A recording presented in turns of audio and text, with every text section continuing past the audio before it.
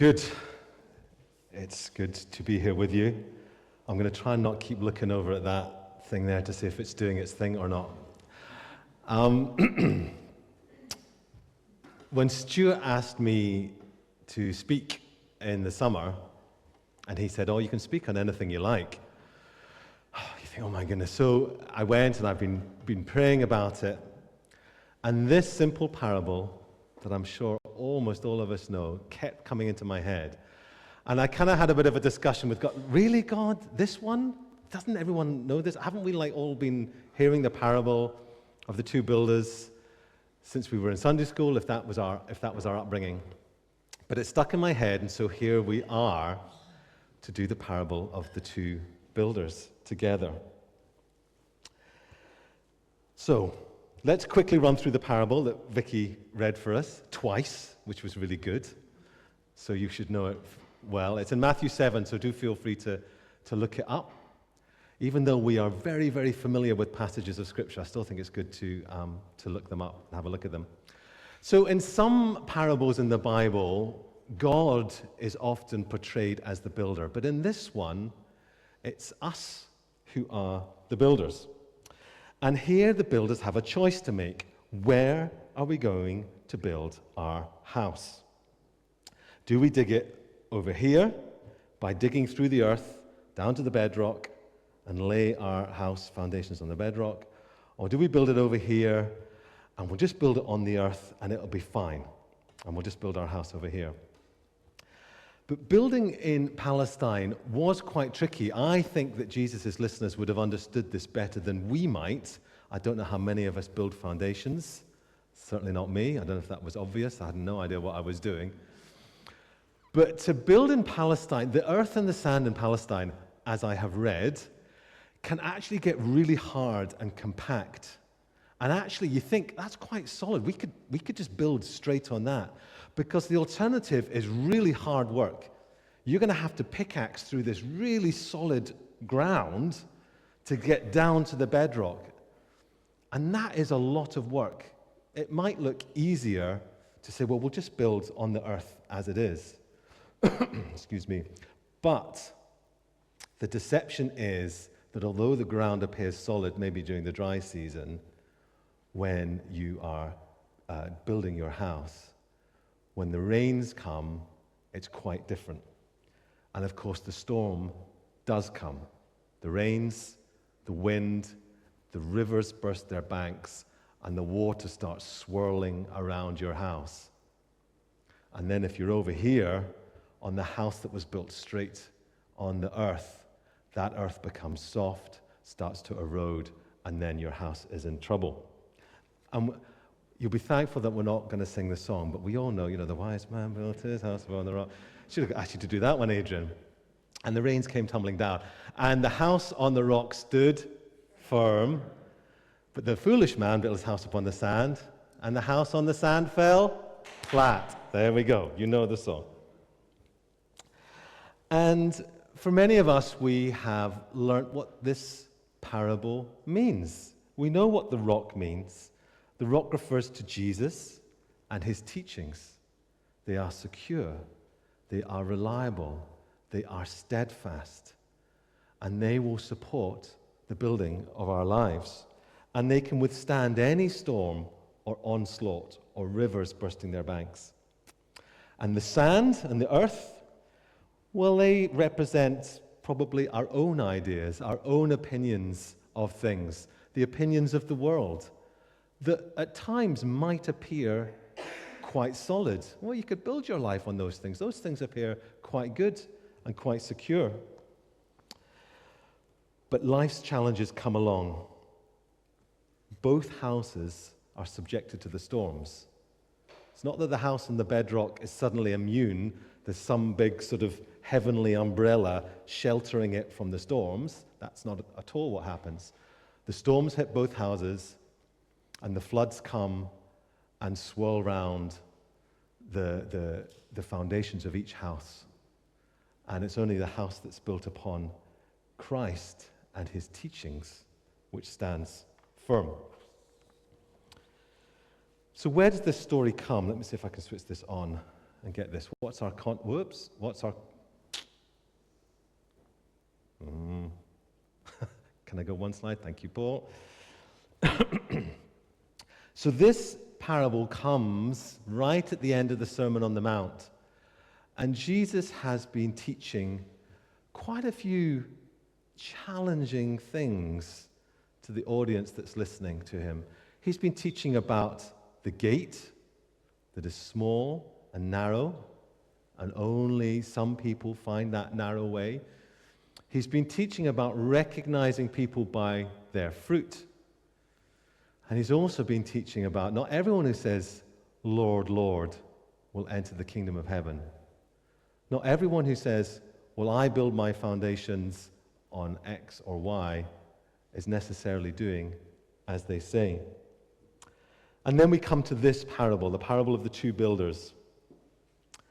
And twice, Jesus says, it's those who hear my word and do it. It's about hearing and it's about doing.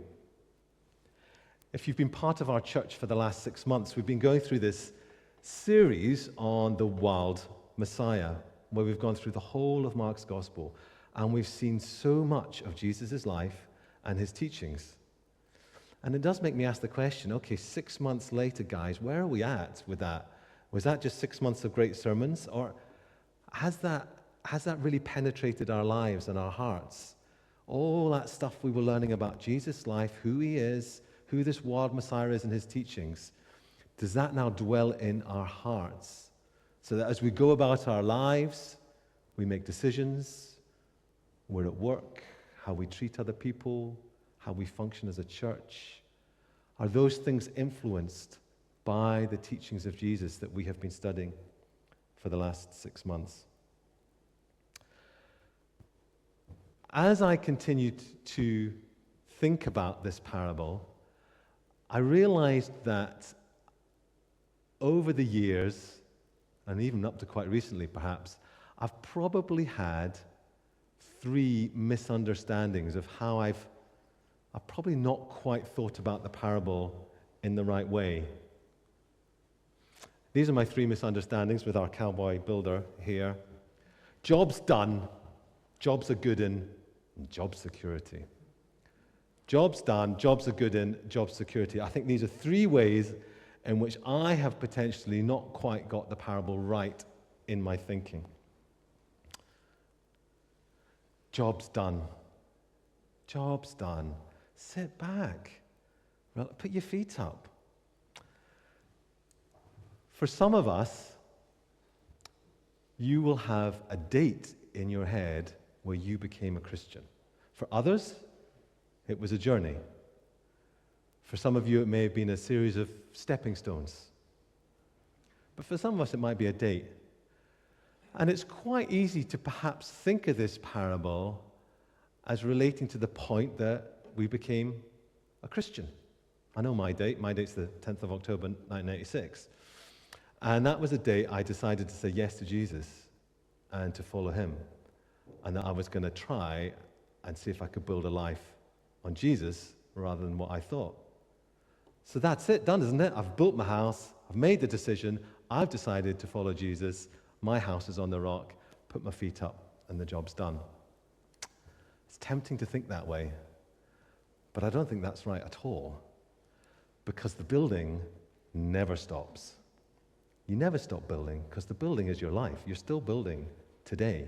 I bet there's some people here who have been Christians for 40, 50 years. You're still building your Christian life, because you're changing things around. You're renovating things. You're adding in a loft extension. You're putting out an extra wing out here. You're tearing down this bit and rebuilding it in a different way. You're refurbishing. It goes on and on and on. And at each point, there comes the question, are you building this part of your life on Christ and his teachings, or on our own thoughts and ideas? So it's not just a one-off. It's not just something we decided many years ago. It's something that we're going to decide today and tomorrow and next week as well.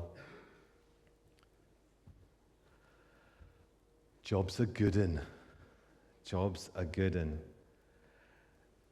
think as I was growing up, if I'm honest, I thought that the two houses were not the same.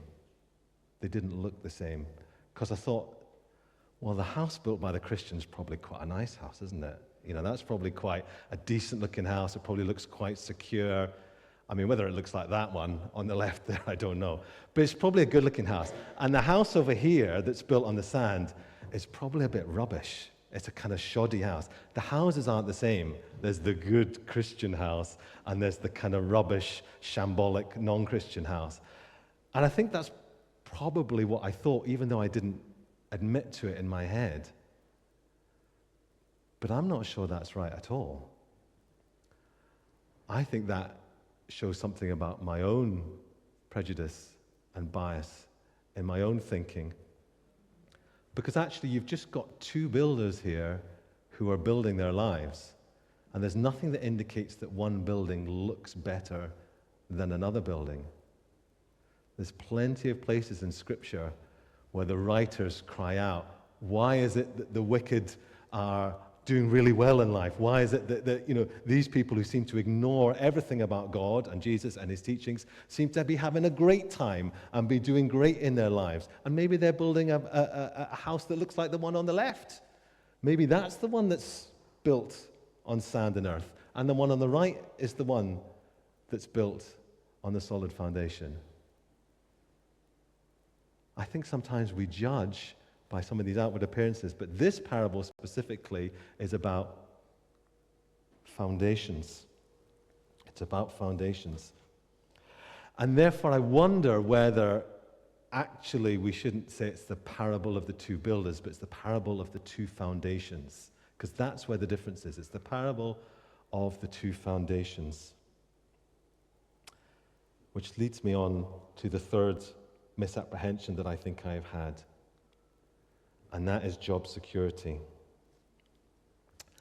Here's me in my house. I've finished. Haven't I done a good job?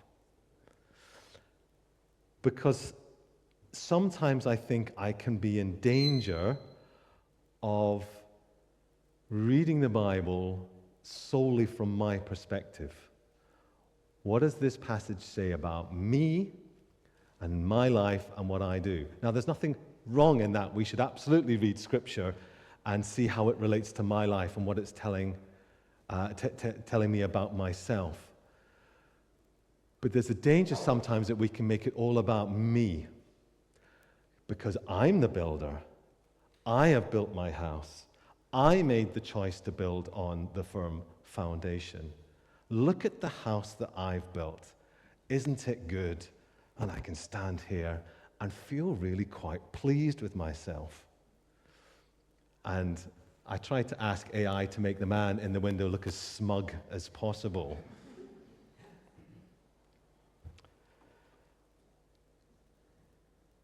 And there's a danger there that we've suddenly made it all about ourselves and our building. What does this parable teach us about Jesus? What does it tell us about Jesus? Well, I think it tells us that it's the foundation that is the thing that matters. It's where we are building. It's what we have decided to build upon, not the building necessarily, the building of the house itself. Because did we really build our lives by ourselves? Did we really do all this? If we've got this great-looking house, is this really all our own doing? Or have we forgotten about where we are building the house and upon what we are building? And so when the storms come and the rain beats down and the rivers burst their banks and the water's swirling around the house, let's try and avoid the temptation of looking out the window and looking down on the really shoddy house down there that's built by someone who didn't build their life upon Christ. Oh, look at their house. I can see the sand eroding away. I'm all right in here, though. Look at me, safe in my grand, secure building. because we're putting our faith in ourselves, really, if we do that, rather than in who we're building our lives upon. It's the rock which holds us up, not our own efforts. And so those are just some of the thoughts that I've had that I wanted to share with you this morning. Here's a nice image to finish with: the rock on which I stand. And I'm going to ask Adrian to come back and lead us in some words which are on the rock on which I stand.